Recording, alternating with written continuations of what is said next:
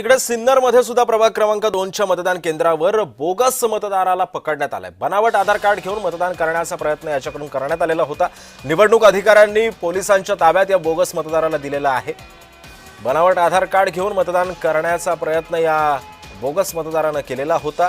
त्याचा हा सगळा प्रकार लक्षात येताच निवडणूक अधिकाऱ्यांनी त्याला पोलिसांच्या ताब्यात दिलेला आहे। काही वेळ या मतदान केंद्रावरती गोंधळ उडालेला होता, मात्र सिन्नरमधल्या प्रभाग क्रमांक 2च्या मतदान केंद्रावरती हा सगळा प्रकार घडलेला आहे।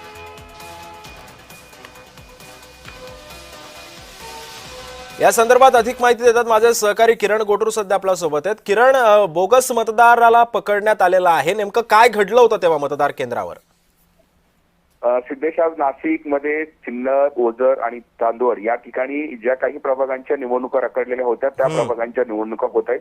6 प्रभागांच्या निवडणुकांसाठी मतदान आज होताना आपल्याला बघायला मिळतोय आणि त्यातच सिन्नर येथील प्रभाग 2 मध्ये एक बोगस मतदार हा मतदान करण्यासाठी आलेला होता। आपल्या भावाचा आधार कार्ड घेऊन हा मतदार जो आहे तो मतदान करण्यासाठी या सिन्नरच्या प्रभाग क्रमांक 2च्या मतदान केंद्रावरती आला होता। आधार कार्ड हे बोगस असल्याचं लक्षात तिथल्या निवडणूक अधिकाऱ्यांना आल्यानंतर त्यांनी स्थानिक पोलिसांना पाचारण केलं आणि या मतदाराला आता पोलिसांच्या ताब्यात देण्यात आलेला आहे आणि अधिक चौकशी जी आहे ती पोलीस करताना आपल्याला बघायला मिळत आहे। नक्कीच, धन्यवाद किरण, तुम्ही दिलेल्या अधिक माहिती।